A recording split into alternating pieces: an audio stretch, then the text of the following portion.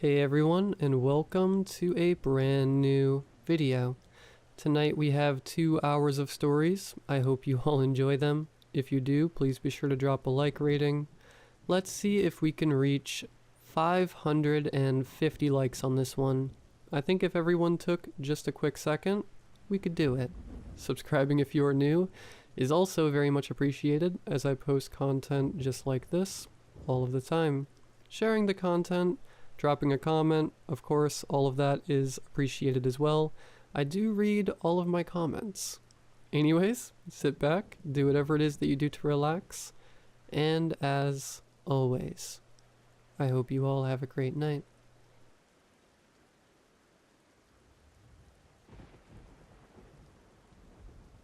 I can barely remember what life was like before we found the game that June night. We were 6 high school kids bored out of our minds, trying our best to fill the void. Most of us had part-time summer jobs, but we were hesitant to spend money on anything. We all hoped to save for college.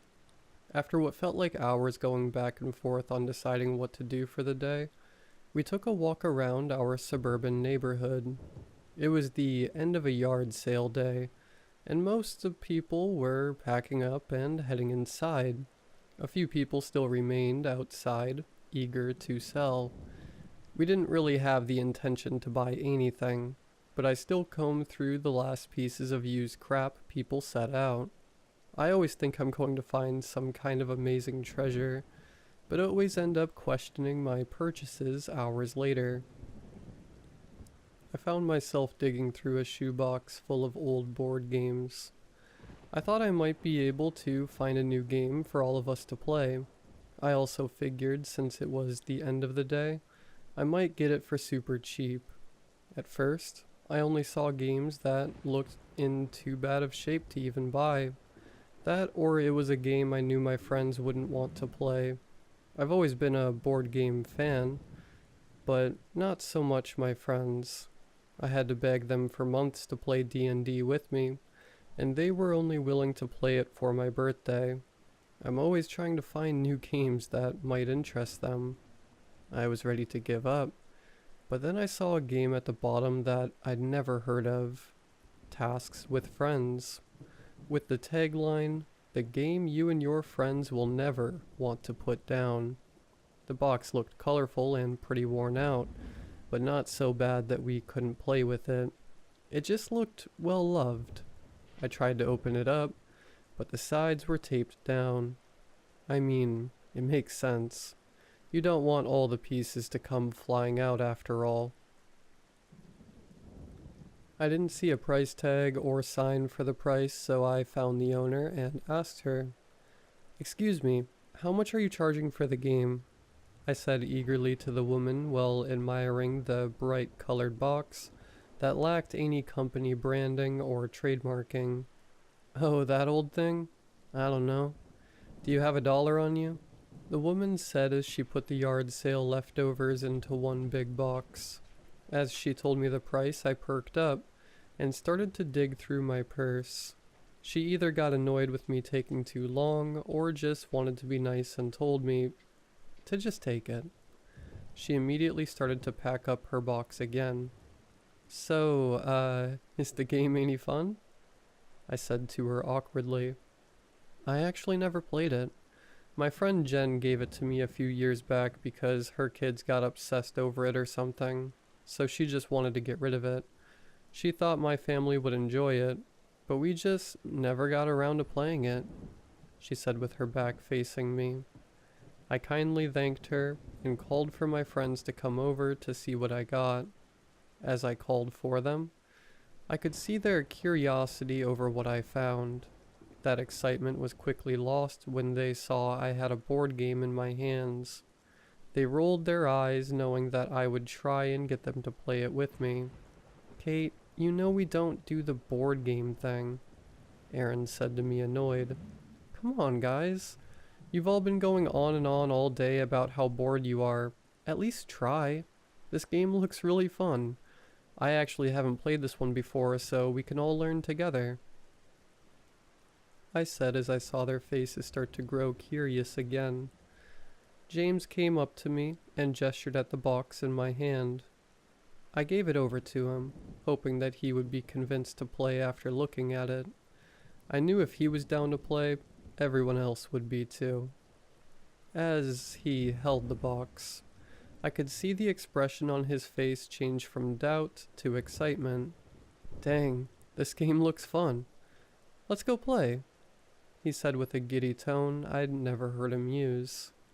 He started to jog in the direction of his house with me close behind, and the rest of our friends slowly walking behind me, looking confused as to why James was so excited to play a board game when he was normally the person most against them. We all made it back to James' house. We walked in and were greeted by his mom, confused as to what made her emotionless son so excited. As we stood in the entryway, not sure what to say, we heard him calling us from the basement. We ran down the steps to see the game fully set up on the floor and ready to play. He was sitting on a pillow reading the instructions with intense concentration. James, are we actually playing this game? Bree whined. Yes, we are. I promise if you just sit down and start to play, you will have fun. I had a chance to learn the rules while you guys got here. James insisted as he shuffled a pile of cards one last time. After a few minutes of back and forth, everyone was sitting down and ready to play. James explained the rules of the game directly from the instruction manual. Each player starts with their token at the start of the board. Players will take turns drawing a card from the top of the deck. Each card will have a task. If that task is completed, you may move the number of spaces that are specified on the card. Once you see the card, it will say secret or public at the top. If it's a secret card, do not read it out loud. This task must be completed without anyone noticing or questioning the action on the card. For example, hold someone's hand, sing a song, insult someone, etc. Just complete the task without anyone calling you out. If a player does something you believe to be a secret task, say out loud, deceiver. If the player was caught, they will show their card and fail their task. Do not move any pieces. If the person who calls out deceiver wrongly accuses the player, then they must move back one space. The accused player will keep that card and continue to try and complete the task. Once you have successfully completed a secret task, you may announce task complete and move your token forward as many spaces as specified on your task card. If you pull a public card, you must read it out loud. These cards will include things like saying the alphabet backwards. Don't say or until your next turn. Singing a karaoke song, playing Dead for 1 minute, etc. Some cards have time limits and specified instructions. Every card will clearly state the task. The player who gets their token to the end of the board wins. The game will start with the player who lied last drawing a card. Take turns drawing one card at a time, with the person to your right going next. Have fun. James folded the paper instructions up and sat them by his side, asking if anyone had questions. No one said anything. It seemed like they all understood the game fine, or maybe they just didn't care. Alright, let's get the game started, James proclaimed, but was met with blank stares. Come on, guys, I just read the rules. You should know how the game starts. We have to start with who lied last. Everyone remained silent. No one wanted to say their last lie. This is so dumb. I guess I'll go. I told my mom that Henry wasn't hanging out with us when I left the house. There. I'll go first, Bree blurted out as she leaned forward to grab a card. As she looked at it, she rolled her eyes. This is so dumb. Why are we playing this game? Come on, Bree. It can't be that bad. Can you read it out loud? Henry said, sensing that the card was embarrassing. Ugh, public card. Pretend to be a cow for 3 minutes. She threw the card down and looked at Henry, who was to her right, expecting her turn to just be over and not wanting to even try. The rest of the group started to laugh and encourage her, chanting her name and begging her to do it. After about a minute, she gave in and got down on her hands and knees. When she first started, she was annoyed, staring daggers at Henry.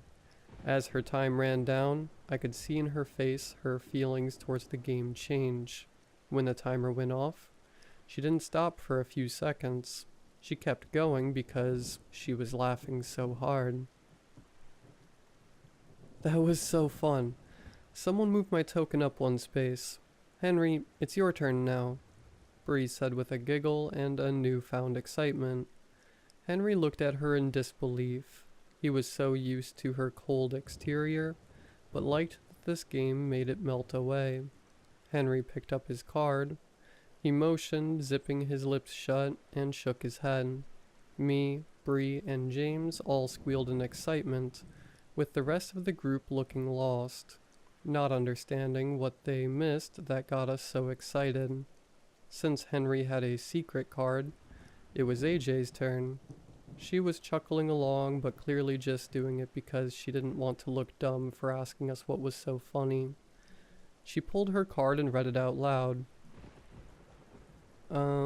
It's a public card, she said with a dry tone, trying to gauge the room and observe everyone else as they celebrated her public card. It says I have to do jumping jacks until my next turn. As she stood up, everyone in the room cheered her on except for Aaron. As she got to her feet, she paused and looked over at Aaron.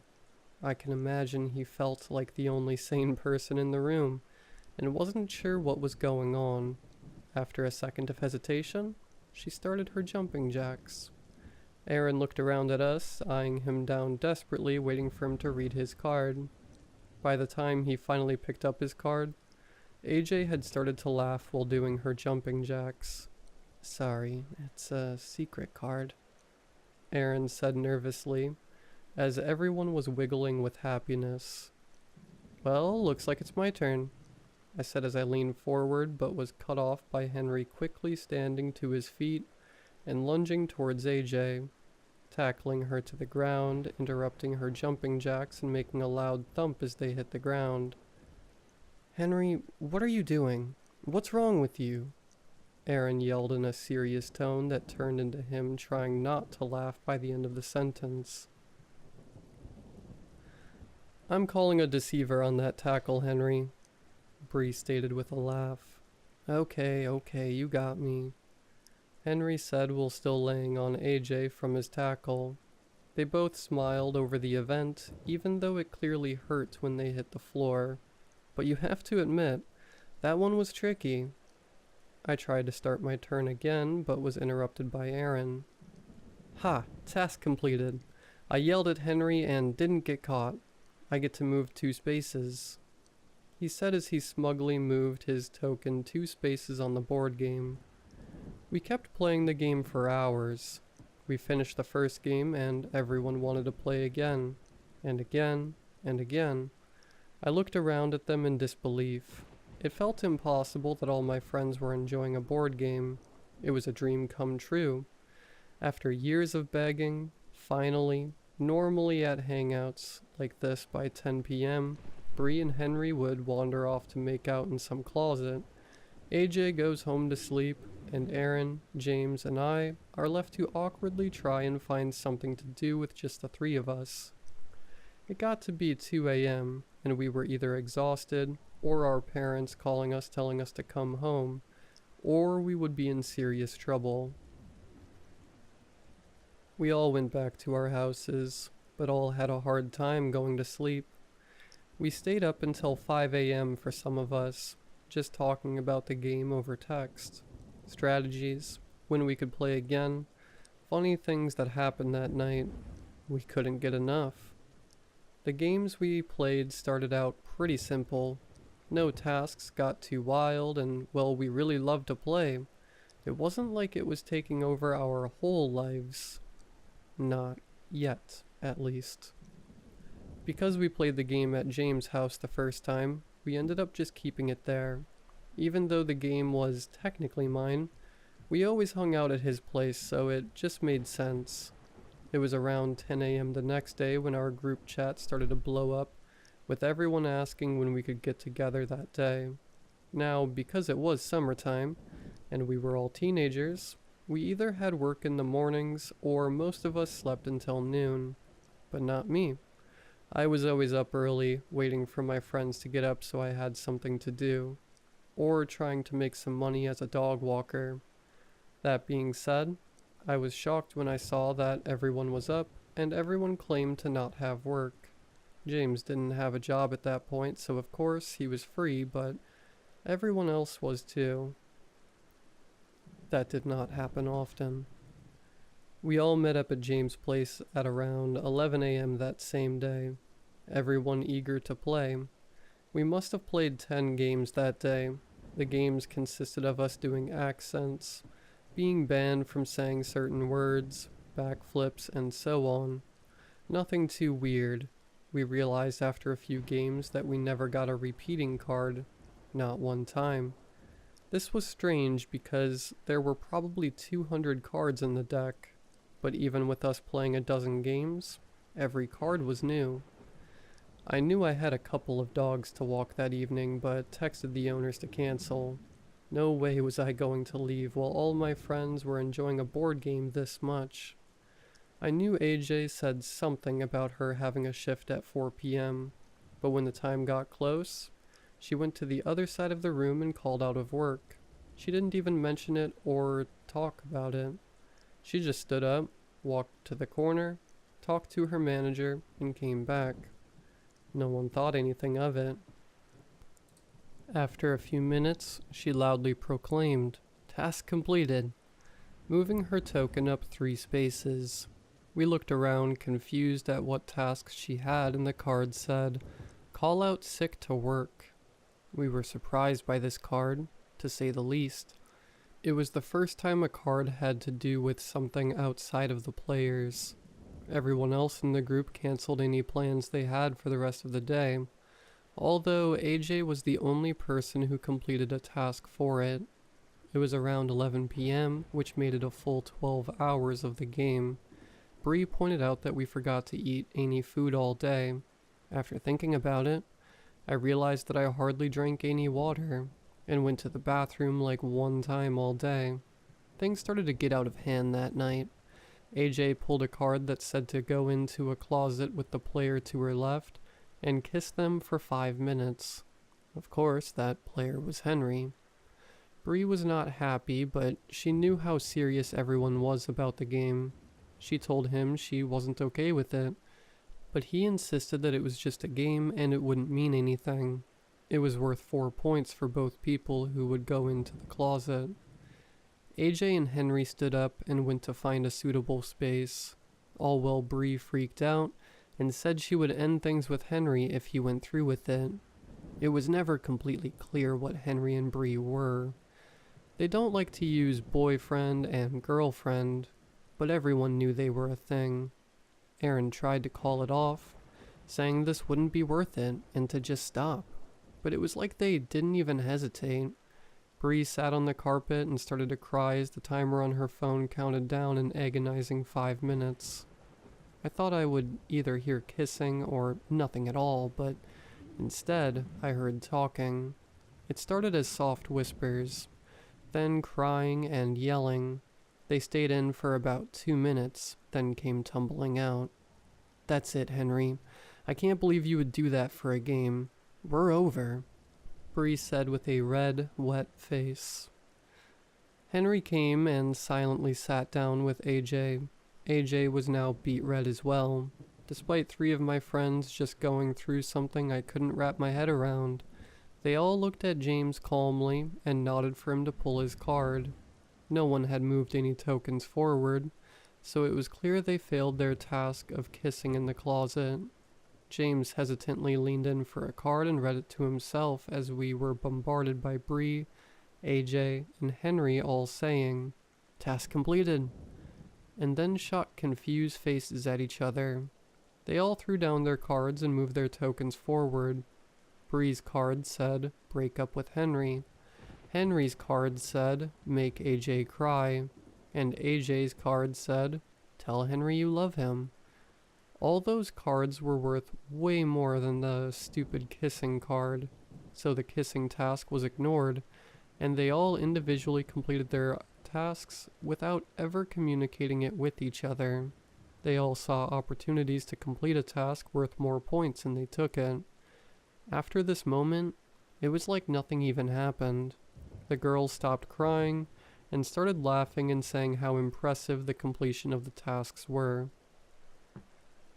Wait, guys. Something's wrong here.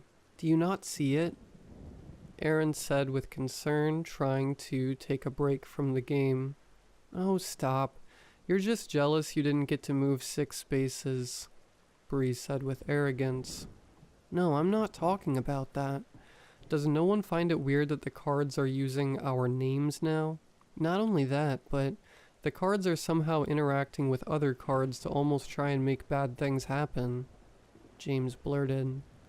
As he said that, it was like we all froze in our spots, all looking at each other, realizing how hungry and tired we were, looking around at the room seeing how big of a mess we made, Bree grabbing Henry's hand with a look of sadness, and coming to grips with how they hurt each other for a game. I looked down at my arm and was reminded of the crude things I had drawn on my arm with Sharpies in order to move 1 space in an earlier game. I saw Aaron's jeans that were now cut into shorts with some kid's scissors. I looked at James' leg and saw his one shaved leg lying crossed over the untouched hairy one. I looked at AJ and saw she had a huge purple bruise on her arm. At that moment, I remembered feeling like an addict trying to get off drugs. I knew this game was hurting us. I wanted to stop, but felt like I couldn't.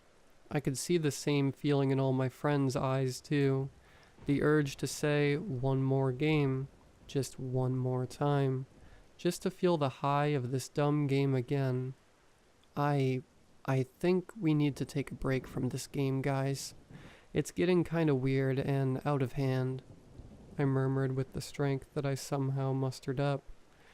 It was like telling an alcoholic you were taking away their beer. They all looked horrified at the idea of not playing the game for even a moment. Just then, James' mom came downstairs and was horrified at what she was looking at. 6 disheveled teenagers, all sitting in a circle looking like they had all just been through a war. Not only that, but her whole basement was a mess. James, what happened to your leg? Are you all playing that dumb game again? I can't believe this. Everyone out of my house. James, you're grounded. His mom shouted with rage in her voice. We all ran out of his house, not saying a word to each other, just trying to get home and get some food. As I sat in my kitchen with long-sleeve sweatshirt covering my now inked-up arm, I tried to eat a sandwich I made myself. I was starving. I could feel and hear my stomach growling, but my need to play the game was so much stronger. So strong I didn't even want to eat. I sat at my dining room table staring at that sandwich for what felt like an eternity, telling myself that I needed to eat and I'd feel better if I did, but somehow the thought of the game was taking up all my energy. I was holding back the urge to text my friends. It took every ounce of self-control I had left. I felt my phone buzz in my pocket, and I involuntarily grabbed my phone so fast it was in my hand before I could even think about it. It was James in our group chat. Hey guys, so do you think that was a long enough break? I think I can find where my mom put the game and bring it to that old treehouse back behind Mr. Baker's house. I couldn't hold back anymore. I had to play again. Before I knew it, I was sneaking out of my house trying to remember where the old treehouse was. As I ran through the neighborhood, my phone lit up with texts from my friends saying they were on their way. After running around for a while, I found the treehouse. I couldn't believe I had such a hard time finding it, considering how much time a few of us used to spend in it during middle school. I could hear all their voices sounding annoyed, as I was the last one to get there. I climbed up the old wooden ladder to find all my friends sitting in a perfect circle, barely able to see the board or each other. It was around this time something strange happened within the game. It wasn't about winning the game necessarily. It was about playing as many games as possible and completing as many tasks as we could. If anyone won a game or finished a task, everyone felt a high, not just the winner. Because of this, players stopped calling each other out for trying to complete secret tasks, so people stopped being so secretive to complete secret tasks. They still kept them a secret because it was a rule of the game, just no one called them out. This made us all more ruthless. I sat down on the hardwood in between Bree and James. Our next game began. AJ drew a card, and it was a secret card. She didn't seem giddy. She looked flush and scared. In fact, it felt like the mood had shifted with everyone. We weren't laughing our butts off anymore. We were terrified to stop playing. It was something in our guts that made us have to play, like a virus growing in us, desperately trying to get out. Next, Aaron drew a card and read it out loud. "Hold your breath for 5 minutes," he whispered with confusion. "How am I supposed to do that?" he said, trying to not get worried. It's not that the card was all that bad. It's that he knew he would stop at nothing to make it happen. He told us to keep playing the game while he did it and got a timer up on his phone. He took a few deep breaths, then held his nose shut and became extremely focused, not making eye contact with anyone. Next, it was James' turn. He had a secret card and didn't show much emotion towards it. Next, Bree nervously took a card, and yet again, it was a secret card. In fact, we all drew a secret card until it was Aaron's turn again. It had been about 45 seconds, and he was really focusing, and we didn't want to make him draw a card while trying to finish his task. As we sat and watched our friend became more and more red from holding his breath, we found ourselves in complete silence. Other than the wind weaving its way through the trees outside, and the soft sound of crickets in the distance, we all just stared at each other, terrified of what was on those secret cards. I knew I had to use every little bit of self-control I had left in my body to not try and complete the task on my card. I was betting that's why everyone was being so quiet. They all had tasks that they didn't want to do, but felt the uncontrollable urge to do it. My card said that I needed to remove one of James' fingers by any means necessary. It was worth 10 points.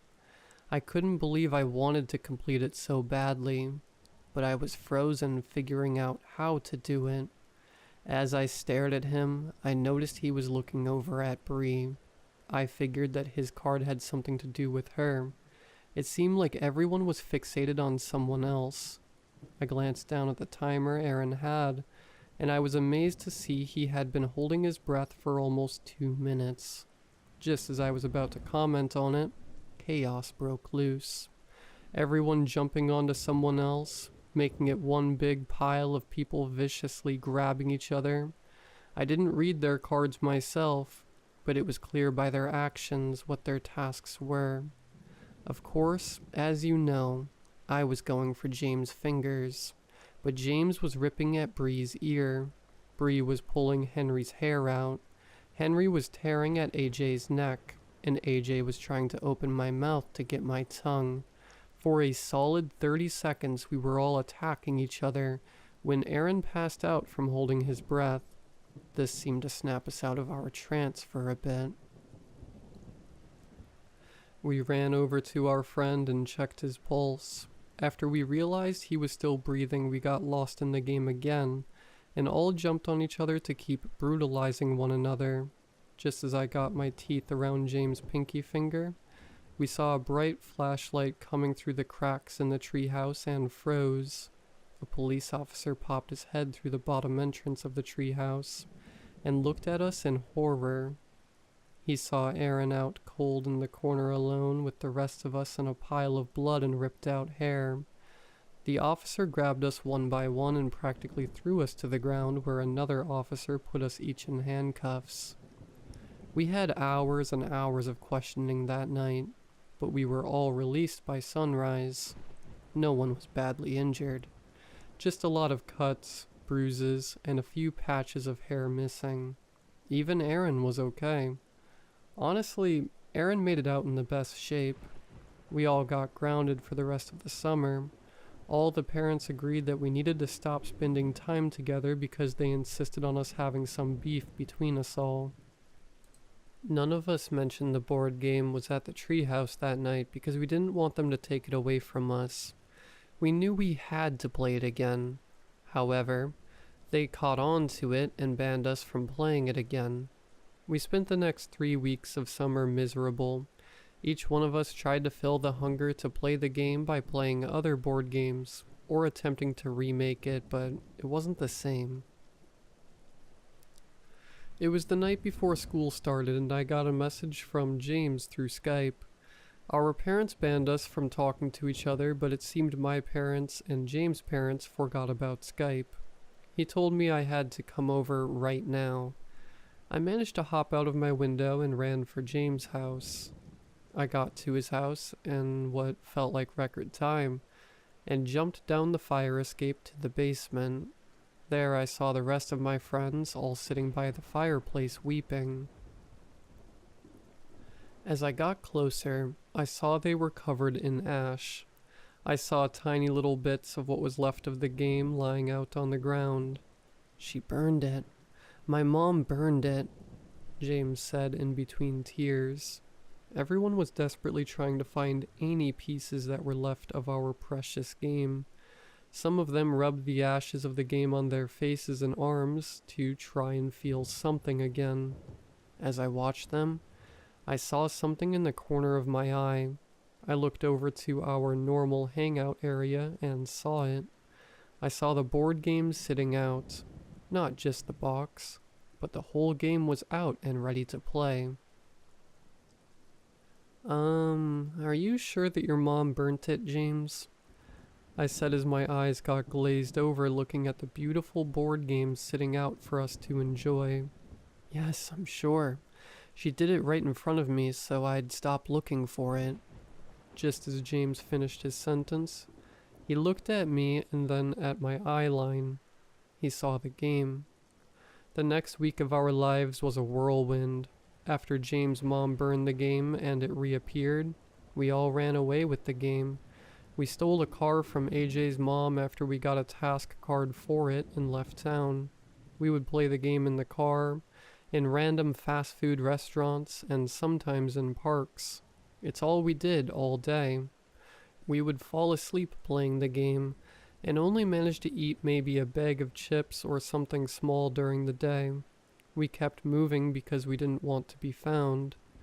In that week, we all managed to lose our jobs and all missed the first week of our senior year of high school, all because we were addicted to a board game.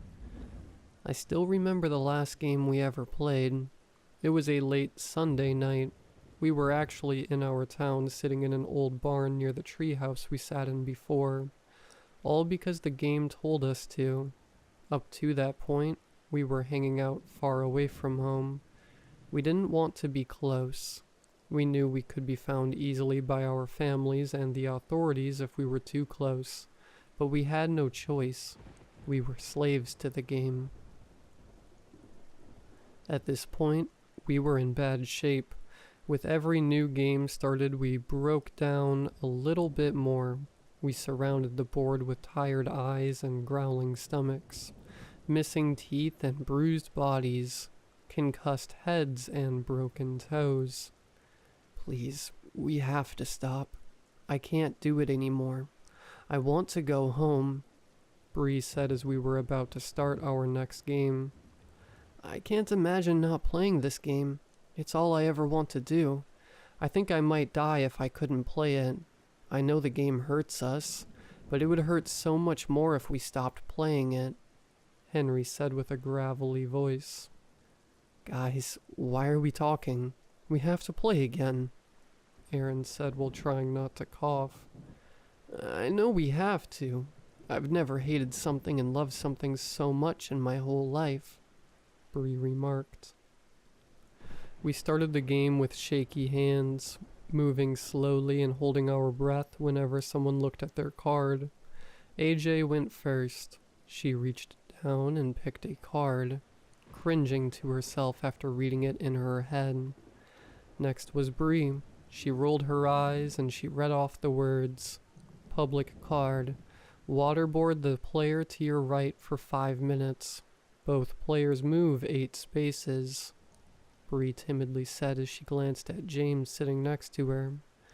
I can't say we really knew how to waterboard someone, but we laid him on his back with his legs elevated and dipped water over him.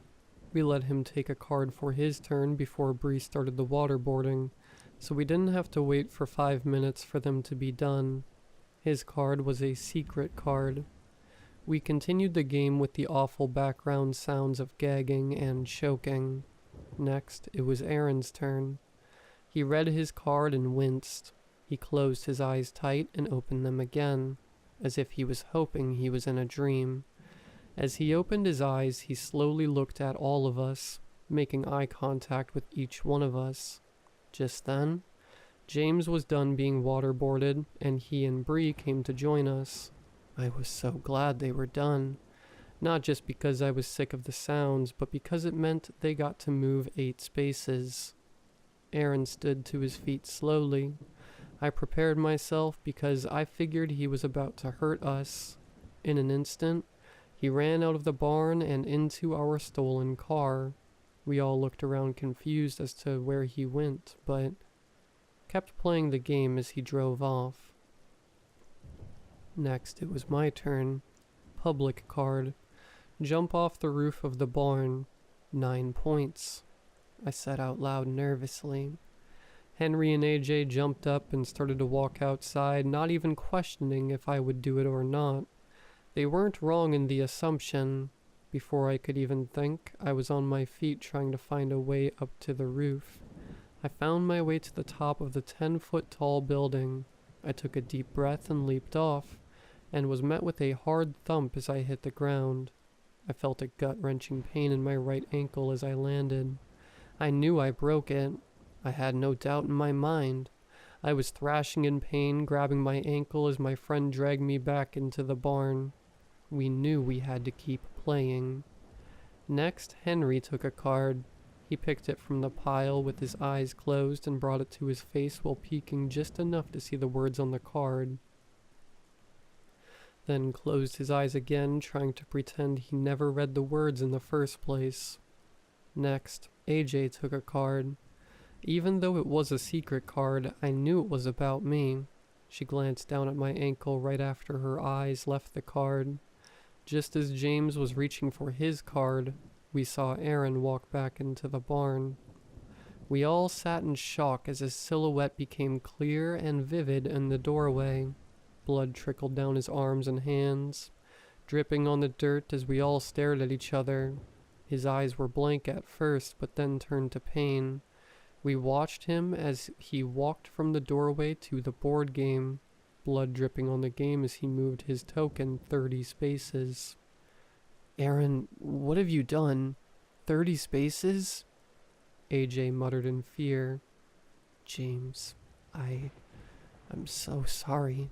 I had to.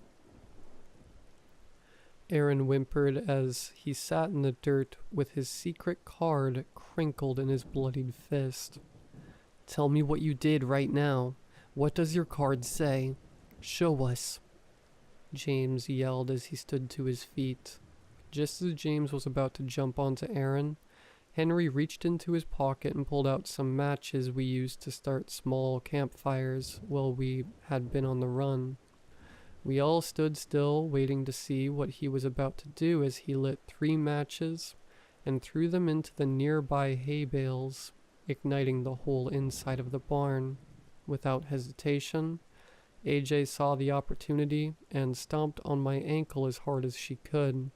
If it wasn't broken before, it sure was now.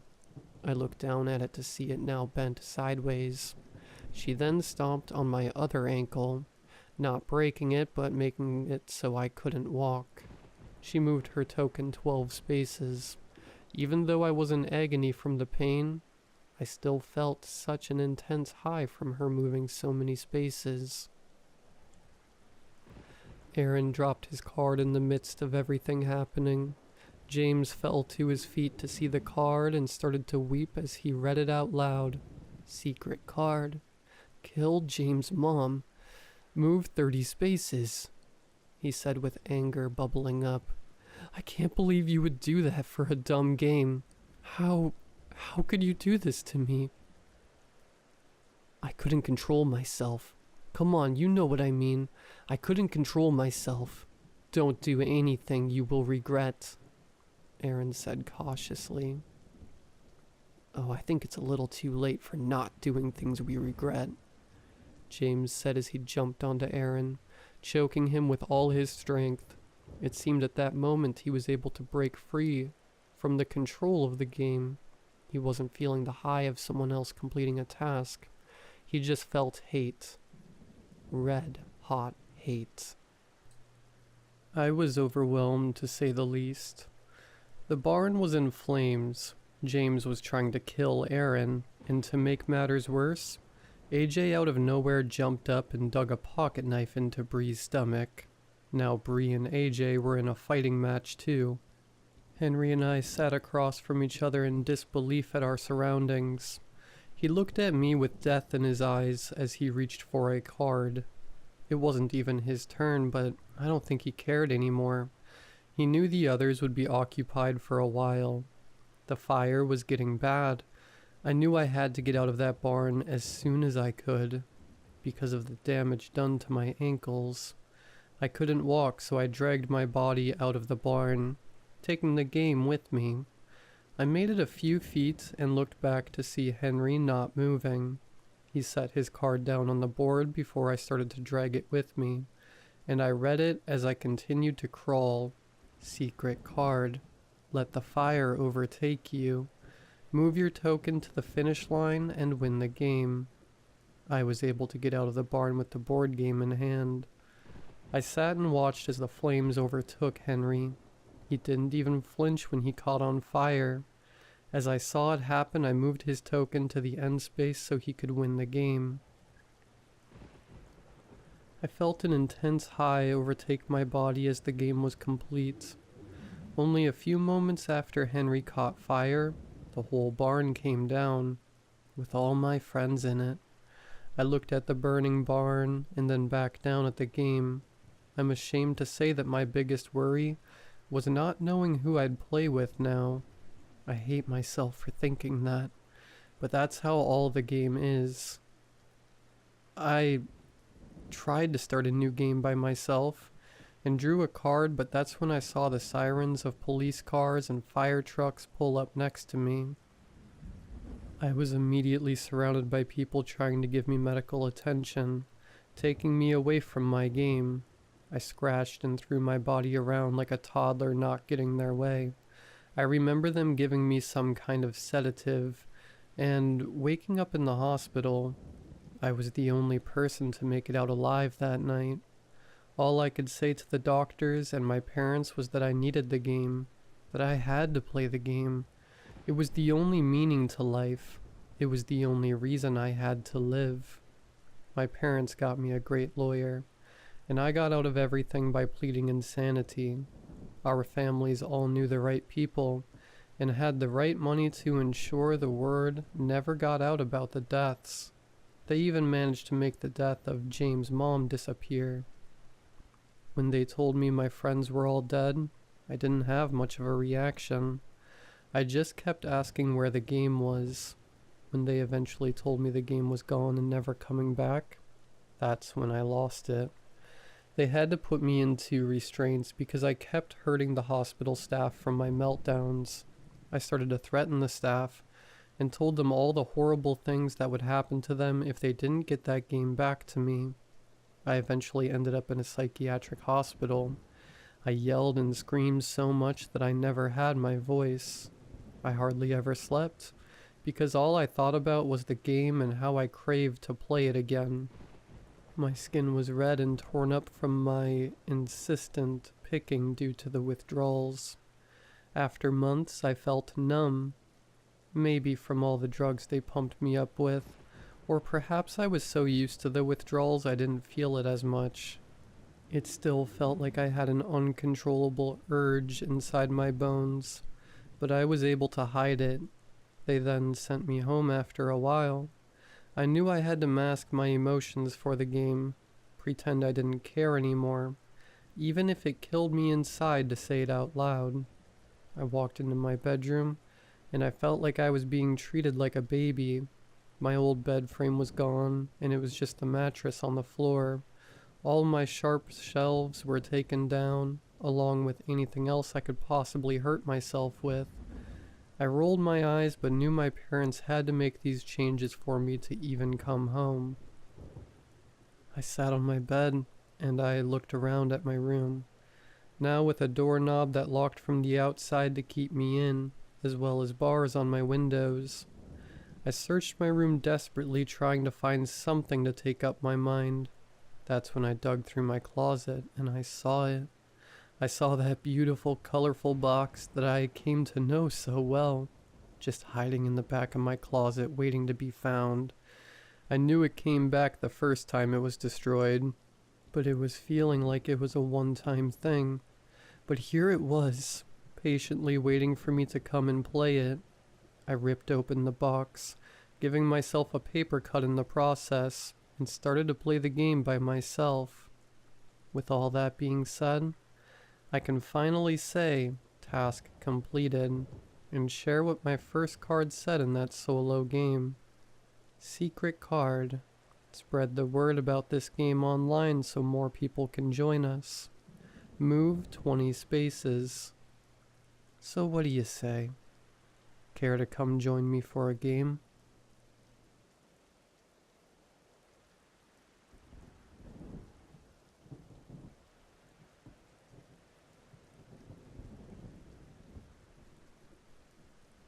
Over the past month, I've been searching for how to find a monster dating website. It's exactly what it sounds like.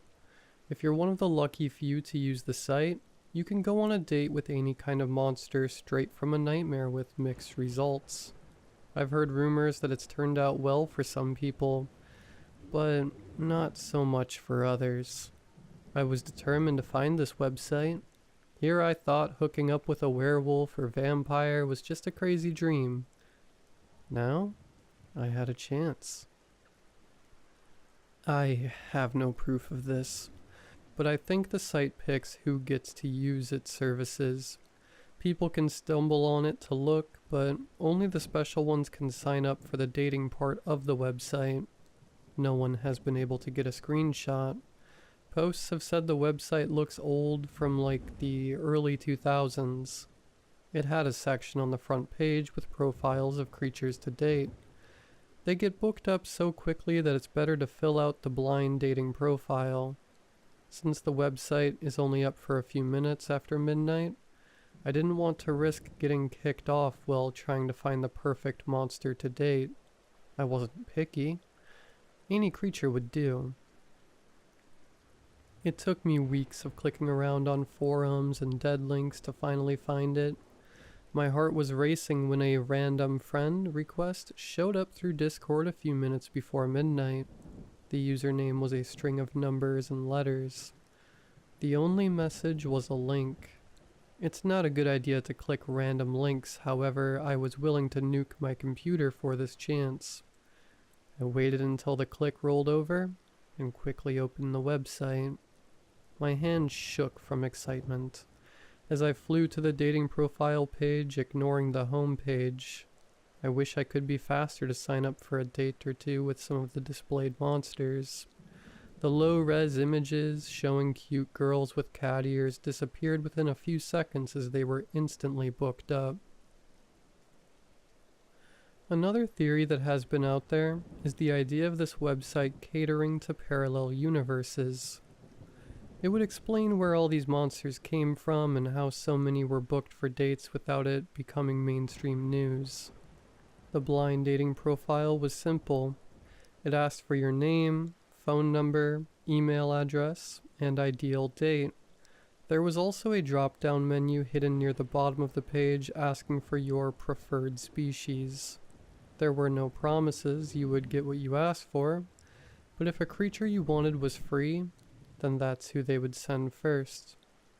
I filled out my name and phone number, then went straight to the drop-down menu. I had only a minute before the site went down.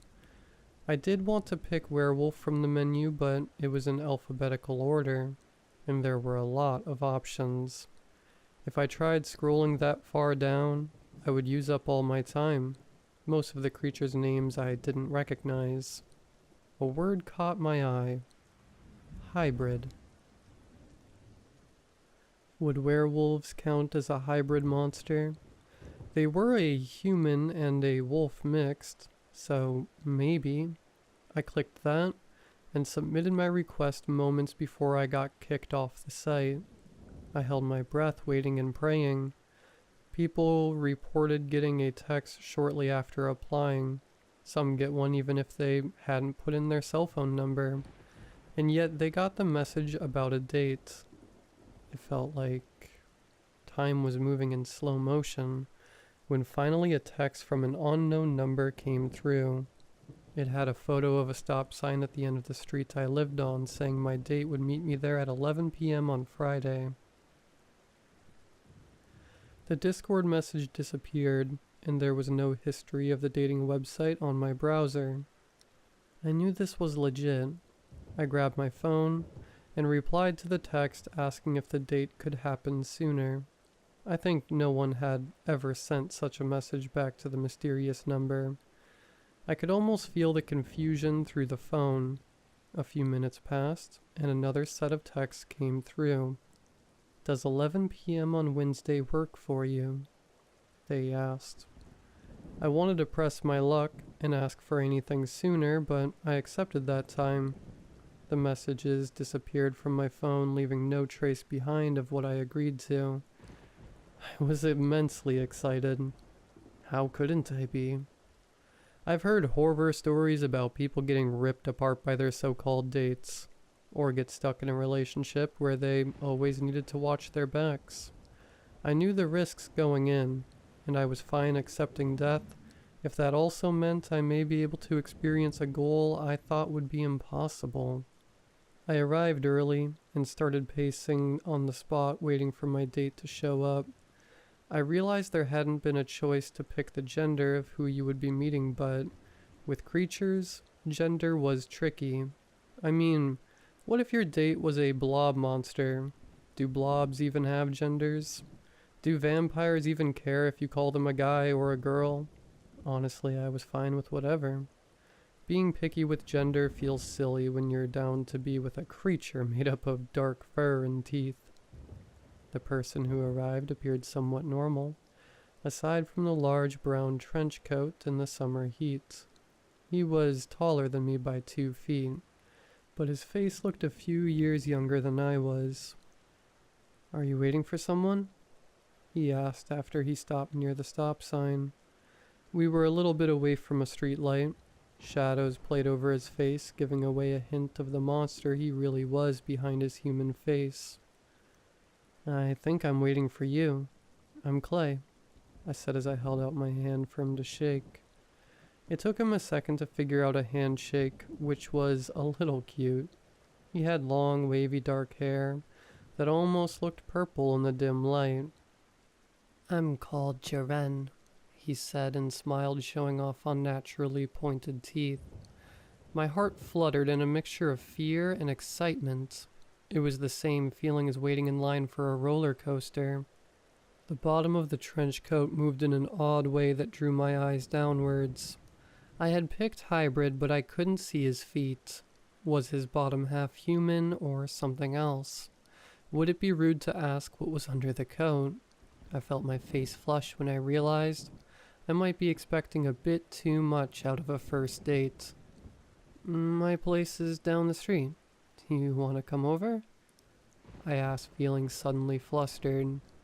How bold of you to invite me over. Someone would think you might have certain motives in mind. Jaren teased. I found myself at a loss for words. Yes, that was the goal of this date, but when the option was directly in front of me, I found myself fumbling. We can just hang out. We don't need to rush into anything. I weakly defended myself. He smiled again, but this time his expression lost any charm his face held. The monster he was came out as he started to open his coat.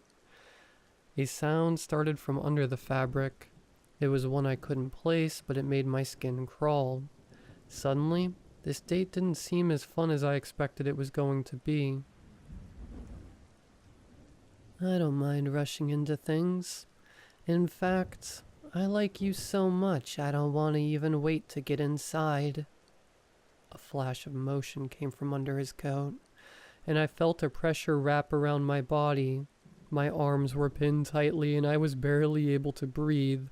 My heart dropped in horror as countless legs moved around me, making more of that terrible sound that made the inside of my skull itch. Jaren's bottom half wasn't anything remotely close to human. Somehow, he had tucked away an insanely long black centipede body under his coat.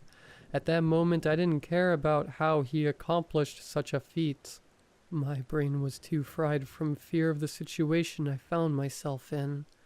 I thought I would have been fine with death. I expected that outcome, but I never would have thought creatures like him were out there.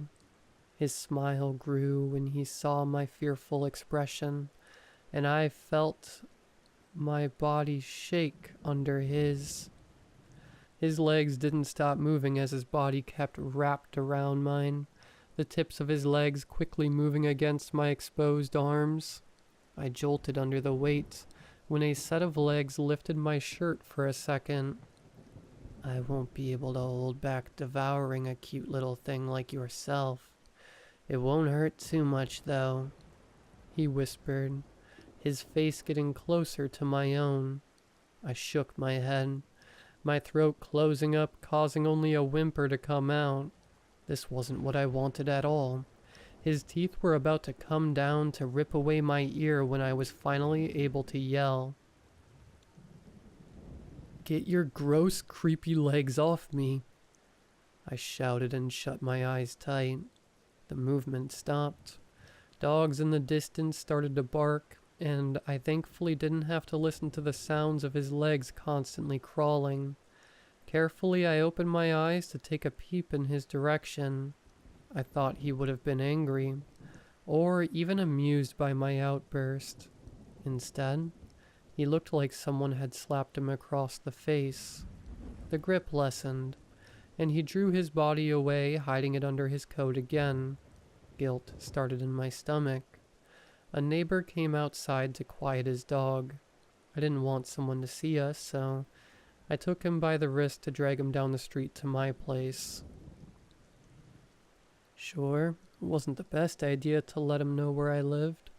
The air of danger around him disappeared as he slumped against my couch, face buried into the cushions, and he let his long body sprawl out over the floor.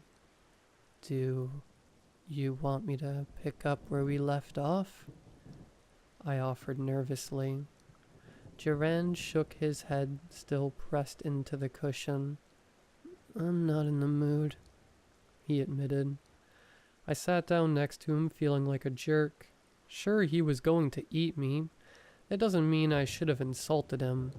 I did sign up for this date knowing the possible outcomes, and yet I acted like this. Do you find my body disgusting? He asked suddenly in a moody voice after he lifted his head. What? No. I partly lied. His top half was super cute. His pointed legs scuttled, causing my shoulders to tense up, revealing my lie. I was just surprised. That's all. I tried defending myself, hands raised.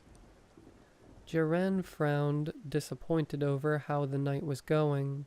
His body curled itself inwards, showing just how emotional he was under the surface.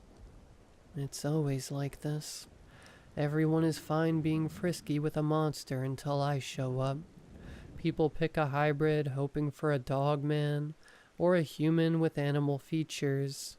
I've worked so hard to become a terrifying monster, only to have your kind be disgusted by my body. I really felt bad.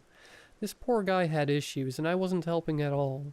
I wasn't sure what to say to make the situation better. Werewolves and dogmen are popular in media, so a lot of people think they're hot. Maybe we just need more exposure to your kind of creature, I suggested. His cheeks puffed up for a second, and his legs twitched in agitation. His face turned a slight shade of red as he refused to look at me. If you think dogs are hot, just get one, and don't sign up for a monster dating website, he huffed. I didn't hide my disgust at the suggestion. There's a difference, okay? I said, shaking my head. How so? I think a human sleeping with a werewolf is crossing a line. At least I have the upper half of a human, and the same kind of... Jaren stopped himself before he said something a bit too crude. His face turned an even deeper shade of red, and he pressed his face back into the cushions, mortified over what he was about to talk about. He had a large baggy sweater under his trench coat, so I wasn't able to see what it looked like when his human half met his insect half. I knew I should have dropped it, but I couldn't help myself. How many dates before I get to see what you're working with? I joked, trying to lighten the mood. He let out a muffled scream, his head shooting up, and eyes filled with embarrassed tears. I never should have agreed to this. Your kind is horrible, only good for food. I can't believe I put in so much effort to get my body looking like this. He hissed out. Okay, I was still acting like a huge jerk. I let him cool down for a moment. I'm fairly sure I traumatized him a little, even though he was the monster in the room. I'm sorry I embarrassed you. I started and saw him pout and turn his head. I went into this date with some pretty crude expectations. I wanted to meet a monster that would get too excited during a passionate meeting and eat me, ideally after the passion part, I explained. Jaren's cheeks were still pink, but he was curious about my reasoning. I think most people would judge me for my ideal way to die. Even a monster sitting next to me seemed confused. You want to get eaten? In the middle of... He found it too embarrassing to finish the question out loud. Why? The words spilled out and he instantly regretted asking. I smiled at him, fully understanding his confusion. I felt bad he got stuck with me that night. I have a disease that will cause my body to lose functions over time. I've seen my relatives die from it, and I don't want to end up like them. I wanted to go out on my own terms, but I also wanted my body to be used for something. I heard horror stories about people donating their bodies to science, then getting blown up in experiments. I explained and gave him a little bit to let the information sink in. I don't understand how you decided on mating with a werewolf and letting it eat you, Jaren said with a raised eyebrow. Not just a werewolf. I would be happy with any other sexy monster. I corrected and then mentally kicked myself. Jaren curled his body in tighter, taking my words as an insult. I had rejected him earlier, and now I admitted I didn't find him attractive. Well, his top half was easy on the eyes. His bottom half was mentally harder to get used to. He let out a sigh, accepting that his date was a disaster. I suppose we're both stuck with a body that causes us problems. At least I was able to do something about mine. When I was born, I was a simple millipede. As I ate more human flesh, I gained this appearance. After all that hard work, I'm still stuck with a form people turn away from. Again, a guilty feeling came to my stomach. You know, it was just the sounds that were gross. I was honestly scared when you were wrapped around me. I think you're very talented at being a dark and scary monster people would have nightmares about. Duran looked a bit embarrassed over getting some unexpected praise.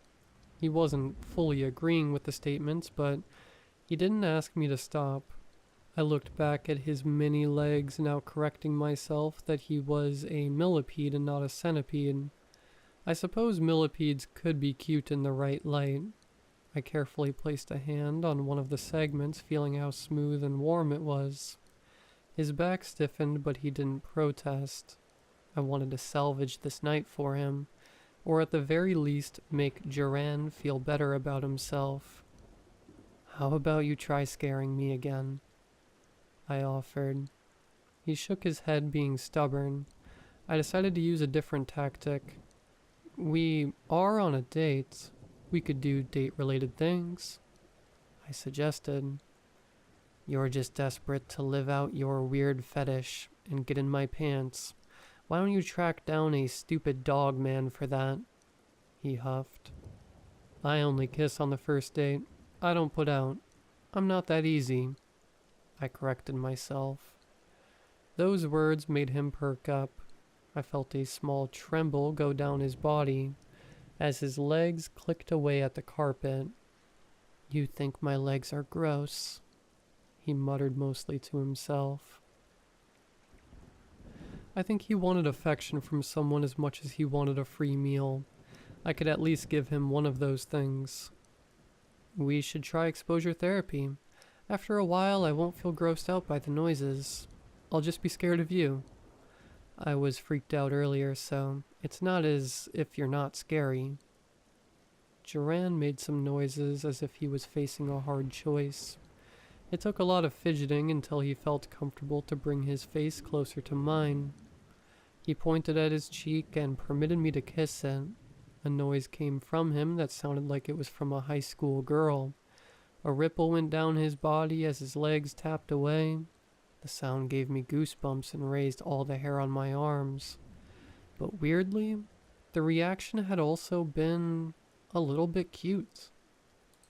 He permitted a few more cheek kisses with the same kind of reaction.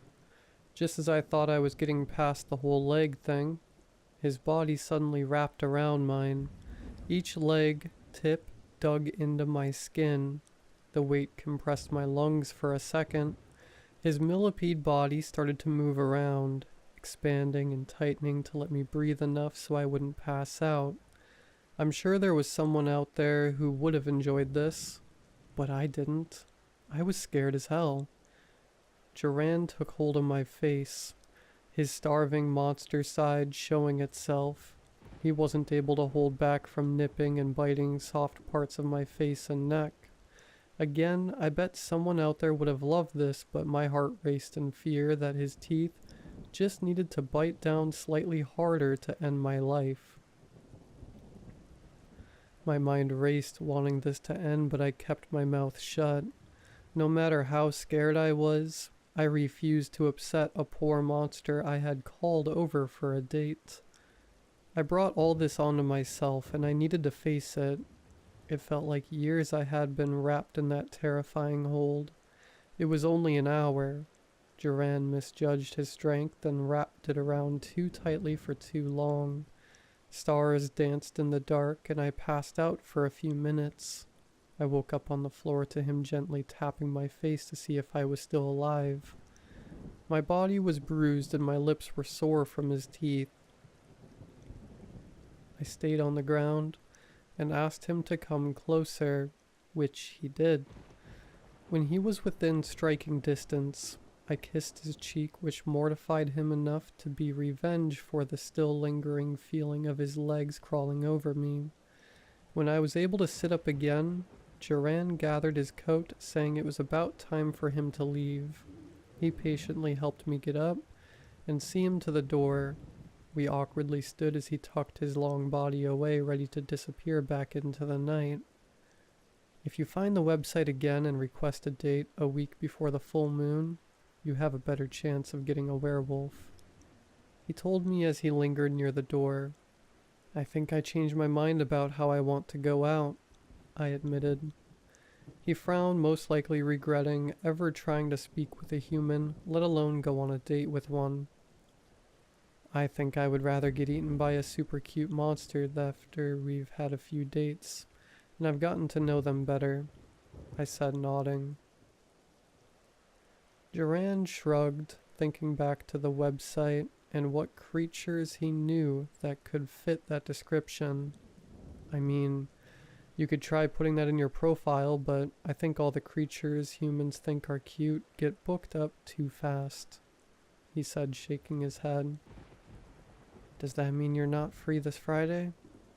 His entire body froze.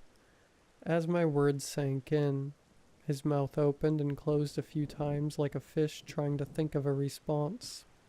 I laughed at his reaction, which was not something he wanted to hear.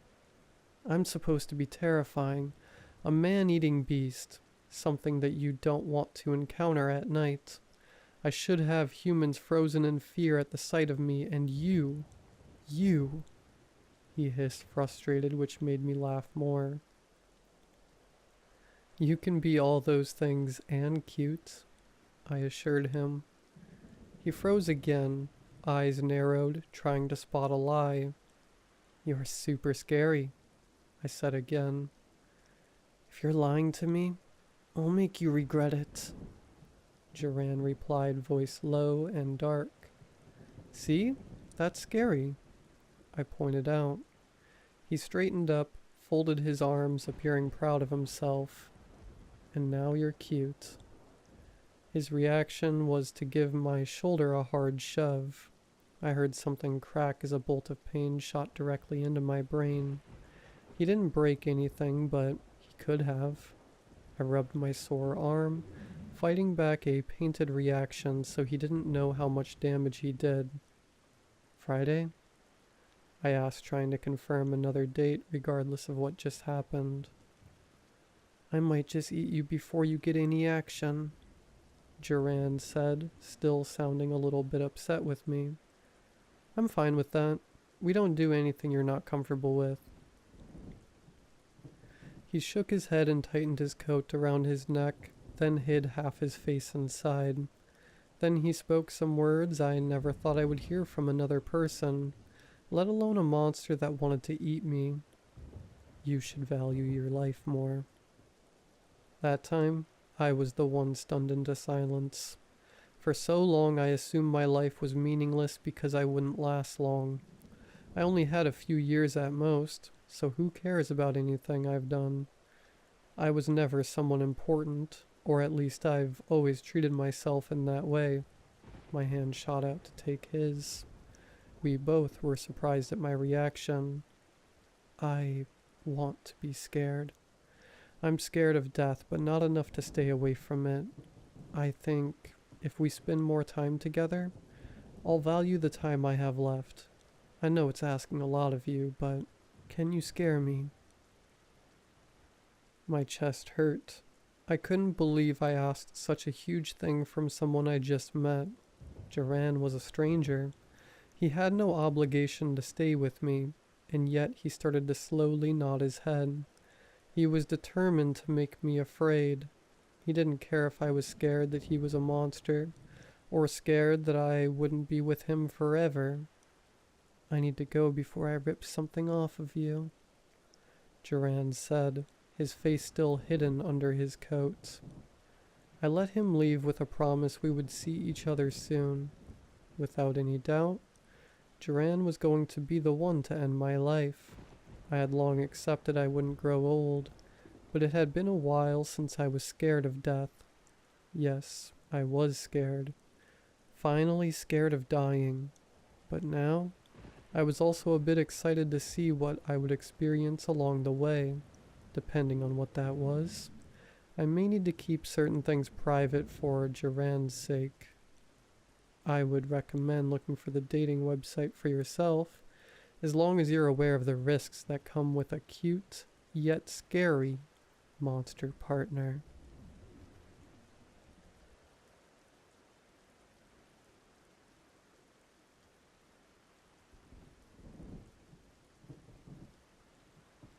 I didn't know elephants lived in England.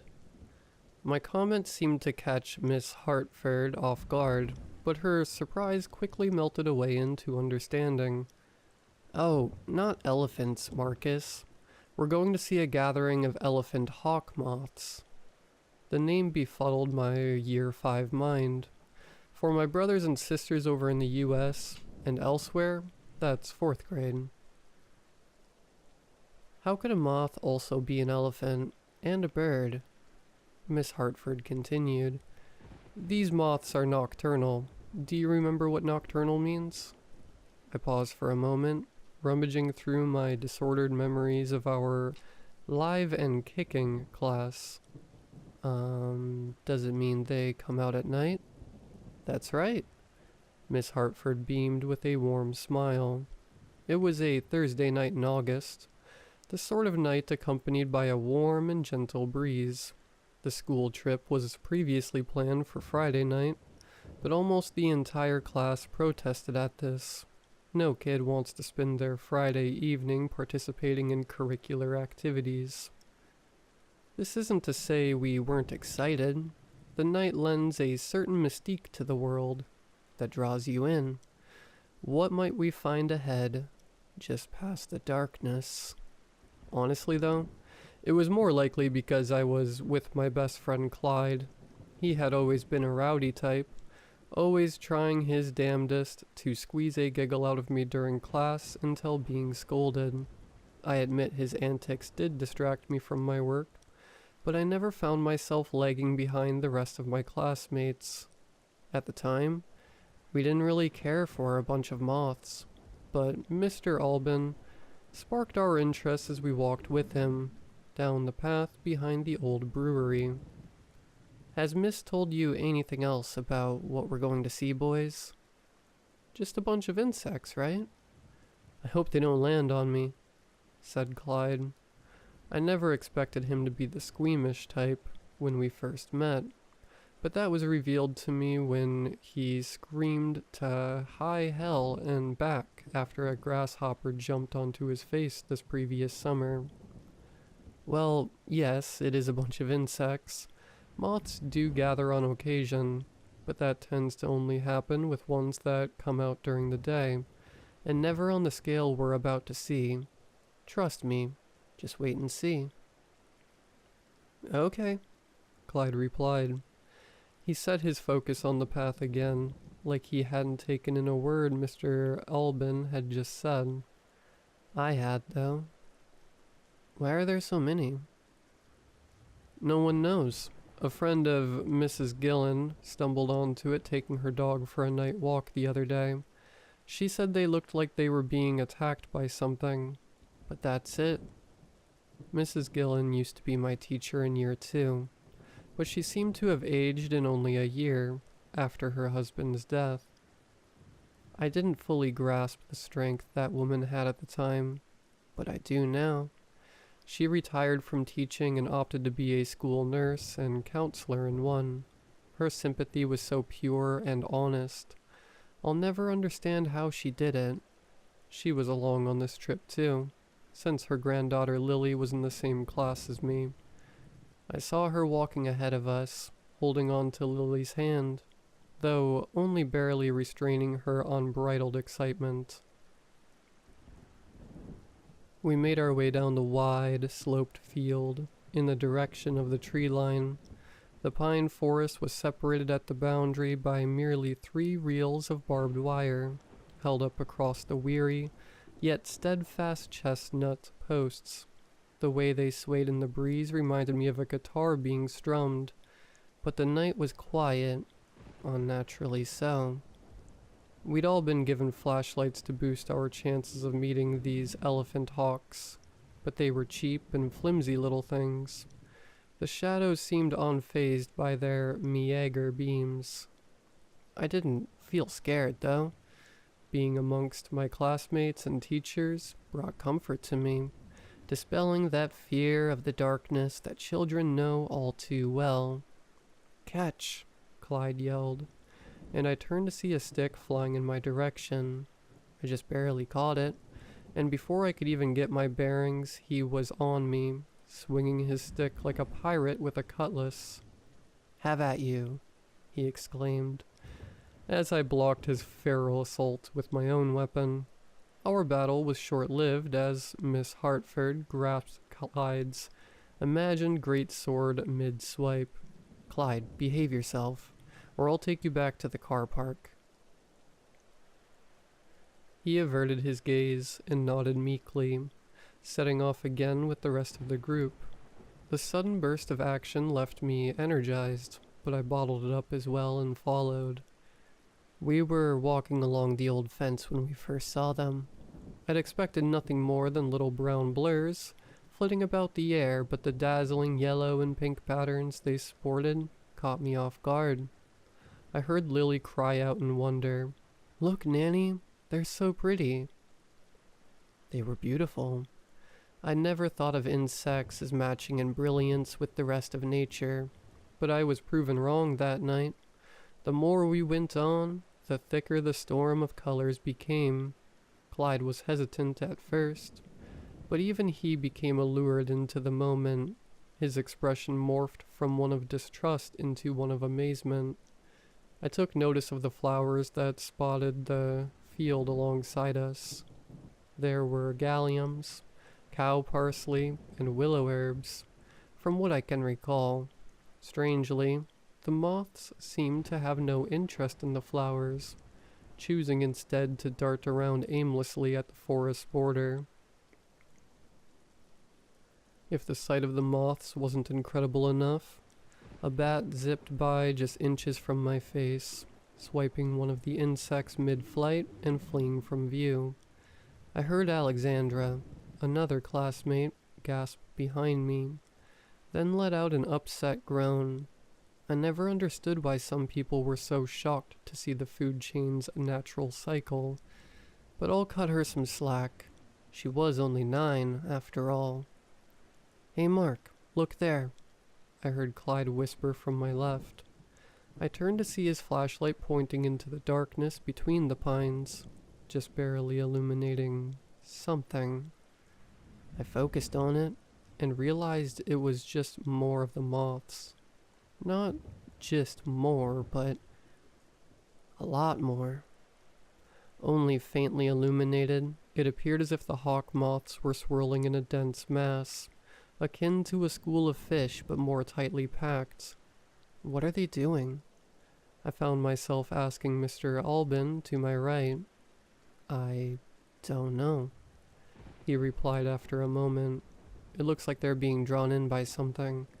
Never seen anything like it." His expression unsettled me. His eyes were wide, but not with the same amazement as earlier. Closer to an intense focus, or a bewildered fascination. I looked back over to Clyde, only to see the same look on his face. My confusion grew as streams of moths fluttered their way into the trees in a voyage towards something. Their flickering bodies merged to form more bizarre masses of quivering wings, still barely visible beyond the shadows. My attention was pulled back to my friend once more when I heard him mutter something. "Whoa." It was a sound of pure enthrallment. No sooner had I turned to face him when I saw he was already halfway through climbing between the barbed wire. "Clyde?" I got no answer, only the quiet crunching of leaves and twigs as he staggered his way into the trees and disappeared from my torchlight. "Clyde?" I looked back to Mr. Albin, hoping he would say something, anything, to sternly call Clyde back from the woods and make everything well. But still, he gazed off into the forest, fixated on something I couldn't see. I tugged at his sleeve, trying to pull his attention, but it was no use. I looked around to see similarly captivated faces. No one said anything, and the silence was deafening.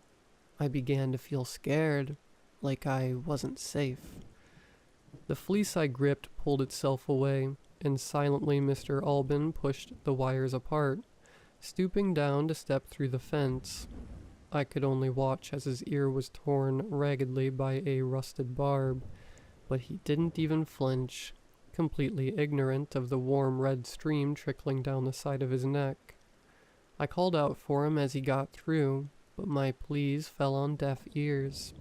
Just like Clyde, he only walked calmly into the thick darkness. One by one, my classmates whispered in mind-absorbing infatuation as they clambered through the loose wire, tearing clothes, skin, and hair. There was something in their eyes. They glinted, twinkled. I don't mean that they had a look to them, but literally, like they reflected something that, once again, was hidden from me. I heard Mrs. Gillen say, "So bright, I never thought I'd see you again." Well, Lily pulled at her hand frantically to no avail. She lost her grip and tumbled over backwards, lying there as her grandmother left her alone. The whole thing felt so unfamiliar. This wasn't something that was supposed to happen. I felt tears run down my cheeks, those of a terror I'd never felt before. It was so different from any other scary situations. I couldn't understand why they would just wander off into the forest with no care for themselves or anyone else. The moths were gone now, down the same path my class had taken. The rustling footfalls had grown distant and faded away into the night, leaving empty silence in their wake. Only I, Lily, Miss Hartford, and a boy called Jay remained. The only adult left in our midst looked scared and uncertain, as were we. She glanced between us and the dark forest a few times before making the decision we'd been fearing. "Wait here, children. I'm going to find them and bring them back. Don't worry. I'll only be 5 or 10 minutes. Her voice was shaky, but she was brave nonetheless, and climbed through the fence, vanishing into the all-consuming darkness. And so, we waited. 5 minutes, 10 minutes, 30, but there was no sign of Miss Hartford. Not a single muted shuffle of footsteps. In spite of the warm breeze, I shivered. I felt cold, hopeless. The others didn't notice it. Something glinted between the trees, only for a moment, but it looked slick and wet. I did not dare shine my flashlight, hoping that the dark would hold back whatever was inside it. With a flicker I had seen came a smell. It was pungent. An old, musty, earthy scent that reminded me of a dead, mushroom-infested log. A hot breeze carried it, like the breath of something on earth from deep inside the soil. The thought alone sent me into fight or flight. I chose flight. My legs bolted me upright, and I found myself sprinting back up the hill, back to the car park where we'd started. But in truth, I just wanted to stay away from that place, not caring where I might end up.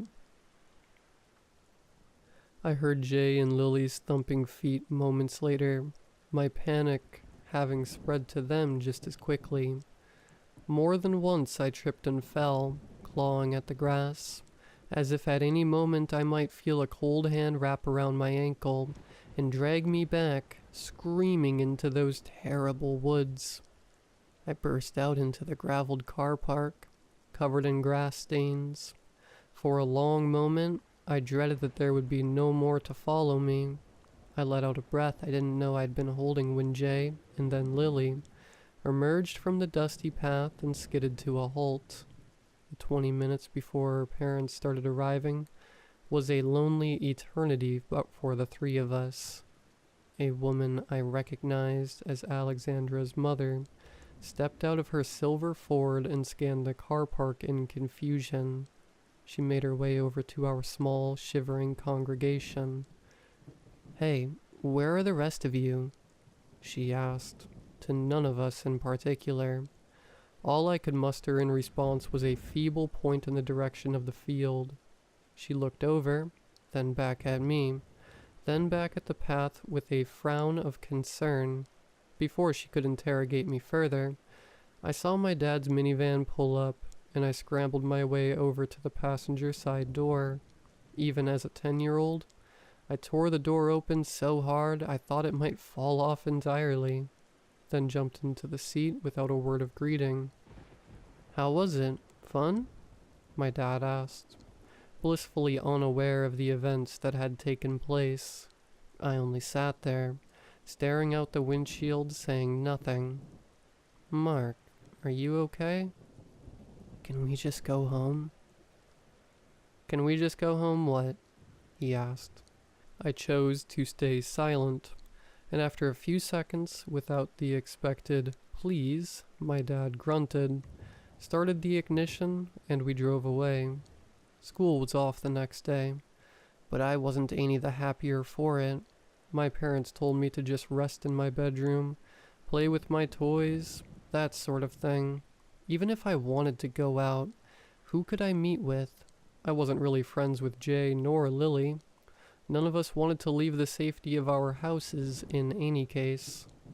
It was when my stomach began growling that I left my room to go and grab a snack from the kitchen. I paused on the bottom step as I heard low-toned voices conversing in the dining room. All of them? None of them. I was told that all they found were... The floorboard creaked as I shifted my weight, cutting off my mom from whatever she was about to say. "Oh, hello, darling. Are you hungry?" "What are you talking about?" My parents looked at each other, communicating through expressions alone. It's easy to see why they were hesitant to be bearers of morbid news, but I think the lack of closure hurt me the most at the time. It only left my imagination to run amok with the possibilities of what happened to my class. That's why I'm writing this. I still have no idea. I might have been blessed with the gift of forgetting if I hadn't, by complete chance, stumbled upon an online news article pertaining to the godless night. It was dated 2 months ago, give or take. Afterwards, when the case had been closed, some of the details were wrong. The article stated the class had gone out searching for badgers, and that we'd been out until midnight, when I distinctly remember arriving home closer to 11. Those were but simple nitpicks, though. The part of it that brought me to attention was the second to last paragraph. I was told that shortly after the search party set out to find the missing children and teachers, their remains were found only a few hundred feet inside the woods. Dozens of clumps of hair, a few scraps of torn clothing, and scattered yet pristine finger and toenails, all found in a small circular area. DNA profiling confirmed that the remnants were those of my missing class, but that's as far as the trail went before going cold. I don't know where they ended up, but I can only hope they found peace, where I only found questions with no answers. What did they see that compelled them to abandon everything they knew in its favor? And why was I spared? What process occurred that left only hair and nails behind? Where did the rest of them go? So I've posted my story here, in hopes someone can shed any light on this, where our cheap flashlights couldn't on that awful night.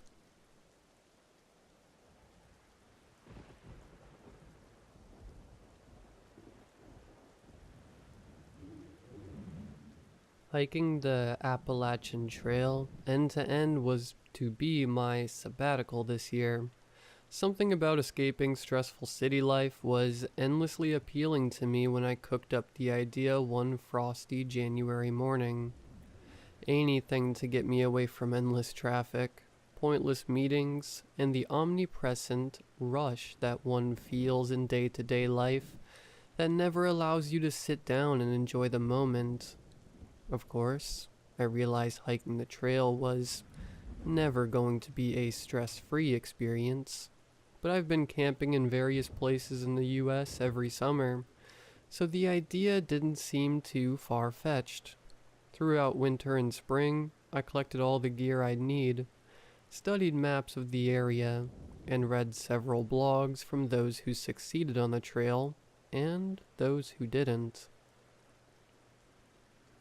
Sadly, I have to report that I belong to those that never finish the trail, though it isn't for the usual reasons fatigue, boredom, inexperience, but rather due to a nightmarish encounter that left me wishing that the only bad thing that could happen on the trail was failing to light a fire or getting caught pissing on a tree. This is my recollection of those events, that I hope will serve as a warning for anyone who is as naive as I was back then. Now, my first 2 weeks on the trail were actually amazing. Not to get all hippy-dippy, but I think the fresh air and daily physical exercise healed the tiny ball of stress that had been steadily growing in my chest since the beginning of the year. Every day was a challenge, but unlike life in the city, it was manageable. Simple, even. Completing daily tasks like building a fire, setting up camp, and reaching the next peak with a new vista made me feel a little more confident in myself each day. Besides the wonderful nature and feelings of accomplishment, the people I met on the trail during those weeks were also incredible. It was so different from the competitive, fearful people I had met throughout my life and whom I feared I would become. It made me realize just how lonely I had become in the city, because I could never connect with anyone there. But on the trail, everyone was giving and kind, and not just with material goods. Knowledge and stories were just as appreciated as food and water. I even spent time with people on the trail who I would normally avoid in the city, but out here, I managed to find them rather goofy and charming in their own way. There was this one group of rednecks in particular that stood out. I remembered that they stayed up all night talking about hating all aspects of modern culture and those who championed them. They had this funny ritual of contriving a situation in which one of these modern culturalists would try to convert them to their side, and the rednecks would always scream, "Not for me," at the end of the day, and laugh uncontrollably while mimicking firing guns with their hands. I really thought that group was the worst I would run into out here, but I was horribly wrong. One night, I decided to make camp at the peak of a small mountain when I spotted a particularly distant campfire in the valley below. It looked like it would take a mile or two to reach them, and I was debating if it was worth the pain of walking off trail, but my curiosity got the best of me. I hadn't seen or talked to any fellow travelers in a week, and something intrigued me about this group. Why were they so far off trail? Were they lost? Who knows? Maybe I could even be a hero instead of just a lonely camper if I found their sight. With my head drowning in a sea of possibilities, I set off to find their camp armed with nothing but a flashlight and a grin on my face. It took much longer to descend into the valley than anticipated. Walking downhill is much harder on the legs than uphill when you're tired. There were many times during the night when I felt that my calves were burning hotter than any campfire I'd made on the trail. I almost decided to turn back. Almost, if it weren't for a peculiar sound echoing through the mountain forest. I inched myself ever closer, until the sound became clearer. Thump, wump, thump. The rhythmic beating of a drum. The more I listened, the less my body ached. Entranced, I started to march towards the origin of the drumming. Thump, wump, thump, wump. The campsite was getting closer. I was about 30 feet away now. Large bushes obscured most of the sight, but standing tall, I could see what looked like a bipedal goat. Thump, wump, thump, wump. Thump, thump, thump. A moment of silence. I took not another step. The man-goat reared its head back, moonlight shimmering off the black mane that draped its tensing throat. The goat's head opened to birth a beastly howl. The drums began beating again after being spurred by the beastly roar.